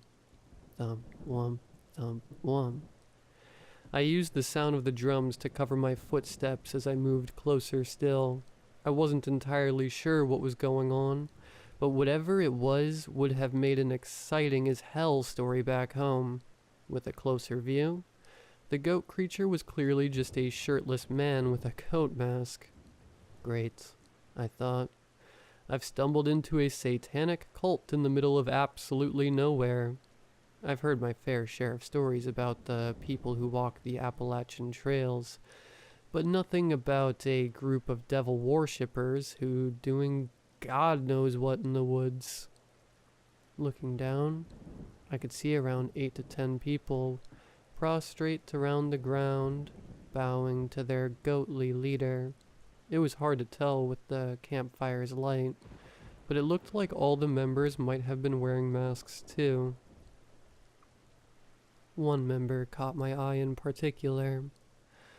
This member wasn't praying with the rest. They were tied to a tree off to the side of the congregation, just at the edge of the fire's light. They were wiggling. It looked awfully uncomfortable. They donned what looked like a horse's mask on their head, but it was difficult to tell due to the dancing shadows. As I was looking, the goat man raised their hand, and the chanting quieted to a murmur and then a full stop. The goat reached behind him and brought out an object wrapped in a black cloak. The way the cloak wrapped around the object suggested that it was spherical, head-sized objects. The congregation bowed their heads as the goat-masked man spoke. "Look upon me, adjacent children of the god beings, and hear my sermon. Humans were given a natural place in this order, next to the gods themselves, as were ferrets, foxes, horses, hippos, and so forth. But only to us have the gods given the miracle of language to decipher the holy order." Several members of the makeshift camp congregation nodded their heads and hummed in agreement. The goat pastor's voice was eloquent. It seemed rather out of place given the surroundings. "Tonight, we celebrate this fortune bestowed upon us by beholding one of the gods' most holy creatures, a holy creature that was liberated from the most traitorous of our species." A member of the congregation closest to the priest stood up. They were wearing what appeared to be a gorilla mask, though, unlike the goat man's mask, this one seemed more makeshift, as if they had hastily printed a gorilla's face on a sack of cloth. The clumsily cut eye holes too high on the mask, so through the shimmer of the fire you could see the reflection of a human's eyes resting on top of another pair of dark gorilla eyes. "Let's hear. Take a look at this," aped the gorilla-masked man. He somewhat clumsily grabbed the cloth covering the object on the stool. With a quick yank, he pulled off the cloth to reveal a goldfish. It took a moment to sink in. A goldfish sitting in a goldfish bowl. The members of the congregation oohed and awed at the sight of the golden-scaled spectacle. As for me, I simply couldn't hold it in. I let rip one of the deepest belly laughs of my lifetime. I was in complete hysteria. If only I had a hyena mask to complete the occasion. A giraffe masked member yelled something unintelligible and pointed in my direction. "You, out, now!" screamed the gorilla masked man, holding my belly and gasping for air between chuckles. I came out of the woodworks and faced the crowd. "Hi, my name's Drew. Sorry for listening in. I couldn't even finish my sentence before the gorilla smashed his fist into my stomach. I fell to my knees. I'm... It was difficult to get my words out between breaths. "I'm just hiking the trail too. I don't mean you any harm." Then I heard a cackle behind me. It came from a giraffe man. "Look, boys," he said. "We have another curious cat ready to join our flock." The congregation began jeering, hooting, and hollering. "I hope we get another zebra," I overheard someone yell in the commotion. Another demonstration of what happens to traitors. The giraffe pointed towards the tied-up man with a horse mask. Only now that I was closer, it was obvious that it was a zebra mask rather than a horse mask, though the zebra's white stripes had turned brownish red from bloody abuse. As I stared at him, a rock whizzed by my ear and landed squarely on the zebra man's head. I shudder at the sound it made upon impact, like a boot being driven into a pile of fleshy mud. The crowd erupted into applause before the rock even landed back on the ground. Cheered on by the crowd, one member of the congregation with a cat mask waltzed over and gave him a playful knock to the head right where the rock had landed before. The zebra let out an acute squeal, but then quickly resigned his anguish and remained still. "Enough," spoke the goat man. All went into obedient silence. "Interloper, you have but two choices. Join us in our worship, or sacrifice your life in service of our worship." With that decree, the gorilla grabbed my arms and restrained me. I twisted my whole body in an attempt to escape, but his grasp was much too strong. What was I to do? I couldn't imagine what would happen if I was sacrificed, to die out here of all places. I'll join," I muttered painfully. The goat man and his congregation all hummed with pleasure and agreement. "Tomorrow," began the goat man, "we begin the choosing. Tonight, let us continue our worship and rest." He then turned around and faded into the dark of the forest. My gorilla captor forcefully dragged me from the campfire's light and into a cage sitting under the shadow of the trees. If only I had approached the camp from this direction. Maybe I would have wised up after seeing the cage and backed out of this stupid idea. "Wait now. You join me tomorrow," said the gorilla-masked figure. With a final clang of the cage's door, I was left all alone for the night.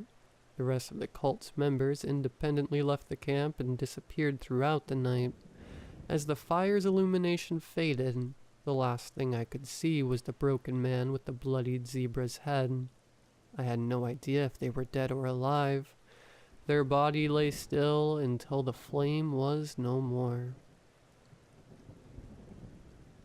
Hours passed, and after what felt like an eternity, I did eventually get some sleep, though I might have simply passed out. When I awoke, the sun had just peeped up from the horizon and illuminated a small gathering in front of my cage. The goat priest, the ape, the cat-masked member, and a man I hadn't seen before with a live ferret resting around his neck. Their zebra prisoner was in the same space as the night before, only his body was sitting stiffer now. "All right, my little catch," came the familiar voice of the gorilla.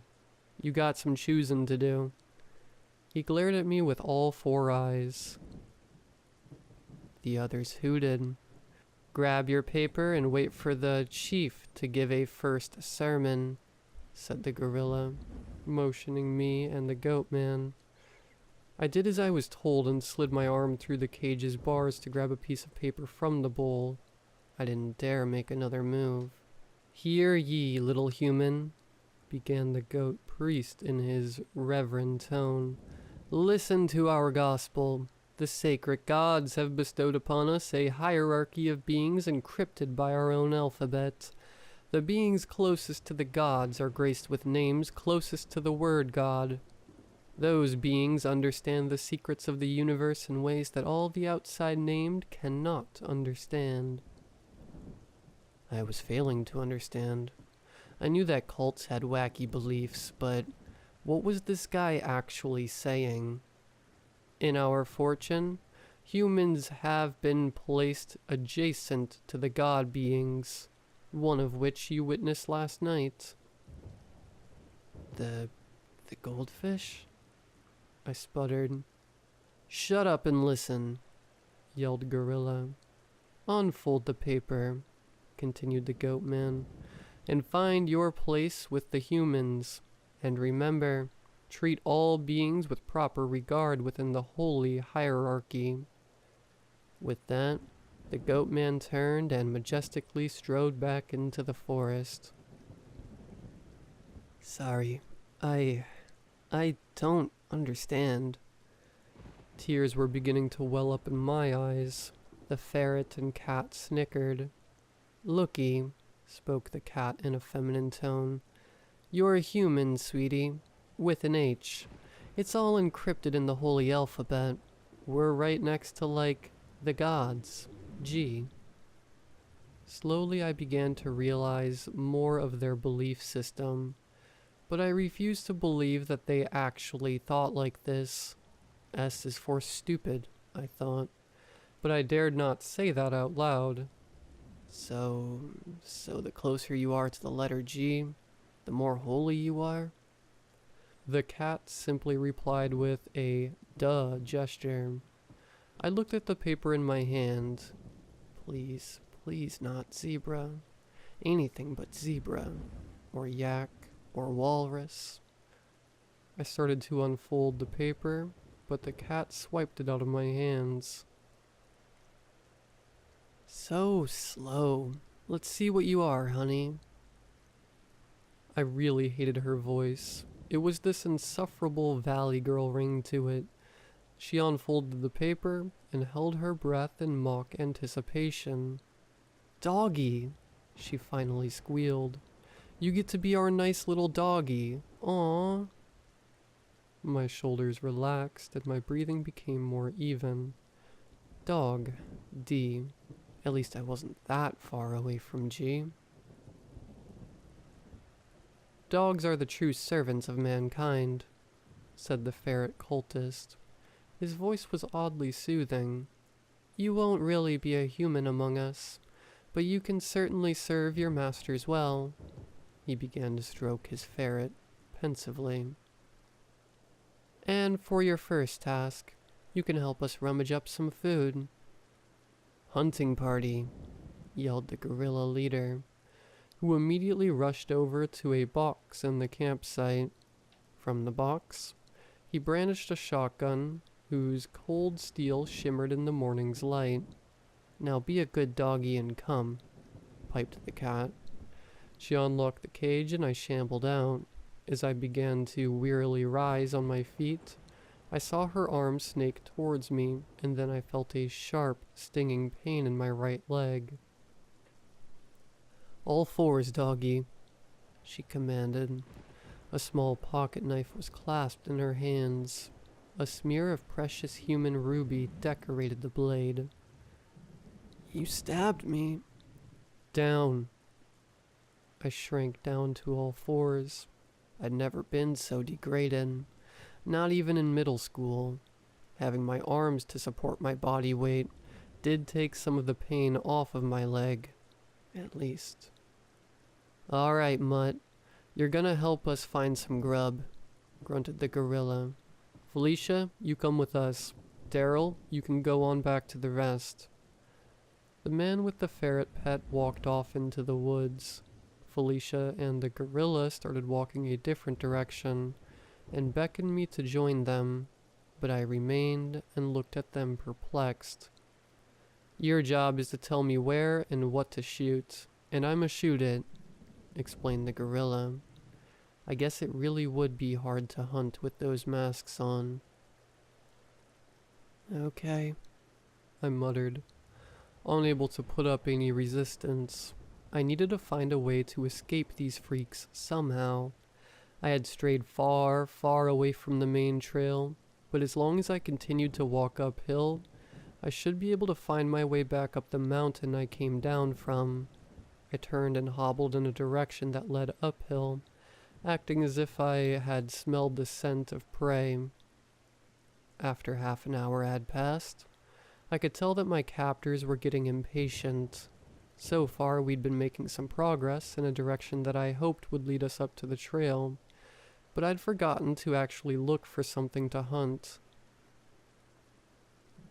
You're shite for a dog, grumbled Clark the gorilla, whose name I learned through idle chatter between him and Felicia.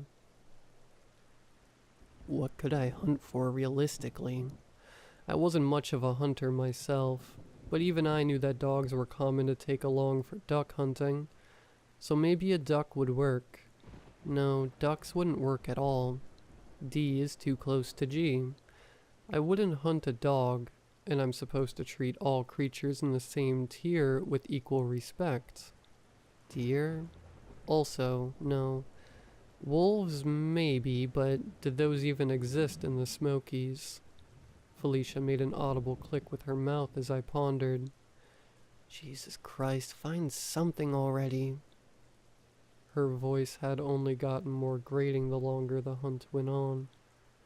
Shut up, cat, I replied. Aren't you below me anyway? Why aren't you the one doing the hunting? I winced immediately after my outcry, but rather than giving me another slash of her blade, she just snorted and cackled to Clark. I'm a feline, stupid. I sighed internally. What was I expecting trying to reason with insane cultist idiots? Then, for a brief moment, I saw it. The perfect prey. Skirting between two trees was the blurry outline of a rabbit. This one would be safe. I wasn't sure how far away from G an animal had to be from friend to food, but surely R was far enough. I pounded my fist into the ground, and the rabbit leapt from behind the tree and into a short bush. I pointed my body towards the bush. Rabbit, I barked. Clark raised the shotgun towards the bush and tried to aim the best he could from behind his discount mask facade. Bang. Birds scattered out of nearby trees. The bush rustled, then nothing. Fetch, grunted Clark. I dutifully bounded towards the bush, and inside I saw the carcass of the rabbit riddled with little holes from the shotgun. Instinctively I began to reach for the rabbit with my mouth, but snapped out of it before my teeth sank into its flesh, opting to grab the bloody mess with my hands instead. Even though the rabbit was quickly turning cold, I could still feel the poor thing twitching. I turned around and presented the corpse prize to my masters. Instead of praise, I was met with dead silence. Both of them stared at me dead behind those masks. Felicia placed her hand right over her heart. Clark put his hand back on the trigger. I looked down at my quarry and felt a lump in my stomach. I had made such a careless mistake. This wasn't a rabbit. It was clearly a hare. Alright, that's the last hunt you'll have, dog. Clark raised the gun at me, his finger moments away from pulling the trigger. Instantly, I turned and ran. As I passed a tree, I heard a bang from the gun and the crack of the tree's bark being ripped bare by the bullets. Up, up, up. I just had to run up and away to the safety of the trail. I only lasted about a minute before my legs began to cramp. Weeks of hiking, poor rest, and last but not least, the wound in my leg were all taking their toll. The other two were still in hot pursuit, so I had no choice but to push my body further. I used my arms to bounce off of trees to keep myself moving forward as my legs tired out. Clark would fire around every so often, all of which missed to my great fortune. Guess he really did need a hunting dog to hit anything. Eventually, I found myself in dense brush, dense enough to hide and catch my breath. My leg was starting to bleed pretty badly, but I had no time to concern myself. I needed to find my way back to the main trail. I knew that I hadn't gone in the direction I had initially approached the camp from, but I knew I could find other hikers as long as I went up. In the brush, I caught a glimpse of my pursuers as they looked for me. Clark was disarmed, likely abandoning his gun after running out of ammo, while Felicia still held her blood-soaked blade. Even though I couldn't see her face, I could tell that she was relishing in this new hunt. I tried to control and conceal my breathing, but every so often I winced in pain from my leg. Sooner or later, they were going to find me. I just needed to make one final push, but where? After a few more agonizing moments, I heard something familiar in the distance. It sounded like a group of people engaging in the kind of jovial banter that a group of close friends might have. As the voices drew closer, I realized why it sounded familiar. I had heard these voices laughing and telling the same stories to one another before. It was those anti-cultural rednecks. How glad I was to hear them again. Clark and Felicia could hear them as well, and looked at one another awkwardly, deciding what to do next. I knew this was my chance, and now it was time to take the initiative. With newfound energy, I gathered strength in my legs for one final push. Bursting out of the bushes, I overheard surprised grunts from the cult crew. "Get that dog!" I gave them no heed and continued my sprint. Closer, closer, just a few more yards until I reached the other hikers. The tree foliage was getting thinner, the footsteps of my pursuers louder. My heart was pounding, my legs burning and bleeding until, finally, I exited the forest thicket and landed hard on the open trail. I lay in front of the redneck gang. Are you alright, buddy?" said one of the gang. Shortly thereafter, Felicia and Clark bounded out of the woods. Tense moments of silence followed, with the cultists and rednecks engaging in a confused standoff. I stood to my feet and gathered all of my breath for one last shout. "Furries!" I screamed to shatter the silence. The rednecks looked at my pursuers, and the biggest one grinned. Not for me. The group of rednecks charged fiercely at Felicia and Clark, but I could not join them. My chest felt incredibly heavy, and I sank into the earth. As my vision faded, the last thing I saw was Felicia getting decked by the big one. Weakly, I muttered my final retort. "And I'm not a dog, I'm a hound." I awoke to the care of an airborne emergency rescue team. On the helicopter ride to the hospital, I got a good glimpse of the valley I had escaped.